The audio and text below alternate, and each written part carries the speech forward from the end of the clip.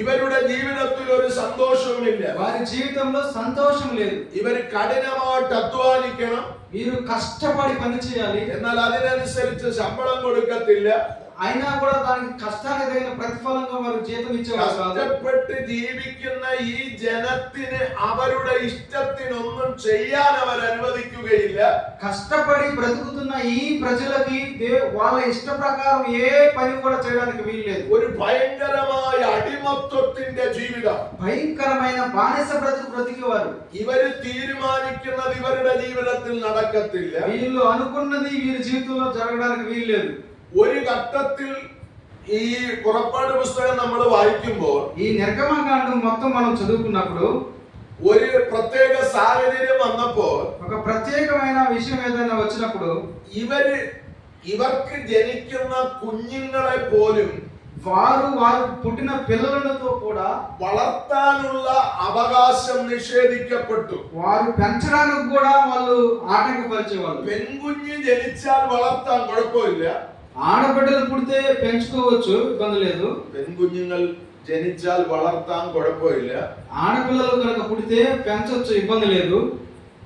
ആൺകുഞ്ഞുങ്ങളാണ് ജനിക്കുന്നതെങ്കിൽ మగపిల్లలు కనుక పుట్టినట్లయితే ആ കുഞ്ഞിനെ വളർത്താൻ പാടില്ല, ఆ పిల్లలను పెంచడానికి వీల్లేదు, കൊന്നുകളയണം, చంపేసేయాలి. അപ്പൊ കഷ്ടപ്പെട്ട് പ്രസവിക്കുന്ന കുഞ്ഞിനെ പോലും വളർത്തി అదే కష్టపడి మరి నొప్పులతో ప్రసవంతో కన్నినటువంటి బిడ్డలను కూడా పెంచి ആ കുഞ്ഞിന്റെ വളർച്ചയോ ആ കുഞ്ഞു മുഖാന്തരമുള്ള സന്തോഷമോ, ఆ బిడ్డ ఎదుగుతున్నప్పుడు అభివృద్ధి, ఆ బిడ్డ ముఖంలో కలిగే సంతోషాన్ని കാണാനോ അനുഭവിക്കാനോ ഉള്ള ഭാഗ്യം ఈ ജനത്തിനില്ല.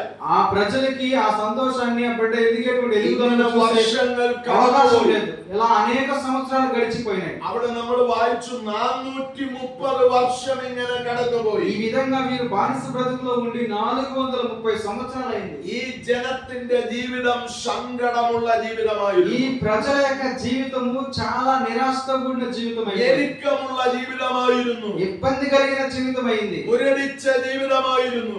మరి మొద్దుతో మారిన జీవితమైంది. ഒരു സന്തോഷവുമില്ല, ఎలాంటి సంతోషం లేదు, ഒരു പ്രത്യാശയുമില്ല, ఎలాంటి నిరీక్షణ లేదు, തകർന്ന ജീവിതం. మొత్తానికి పాడైపోయిన పరిస్థితి. അവര് വാവിട്ട് കരയാൻ തുടങ്ങി, వాళ్ళు నోరు తెరిచి ఏడవడం ప్రారంభించారు, നിലവിളിക്കാൻ തുടങ്ങി, ఇదిగో ఎలుగెత్తి ఏడవడం ప్రారంభించారు. മിസ്രയീമിൽ പല ദൈവങ്ങൾ ആ കാലഘട്ടത്തിലുണ്ട്. ఐగుప్తు దేశంలో అనేక దేవుళ్ళు అనబడేవారు ఉన్నారు. അവര് കഷ്ടപ്പെടുന്ന കഷ്ടം ആമെ കണ്ടുകൊണ്ടിരിക്കുന്ന പല ശക്തികൾ അവിടെ ഉണ്ടായിരുന്നു. వాళ్ళు పడుతున్న కష్టాన్ని చూస్తున్న అనేక శక్తులు ఉన్నాయి. ആ ശക്തികളൊന്നും ഇവരെ ഒരു കൈ സഹായിച്ചില്ല.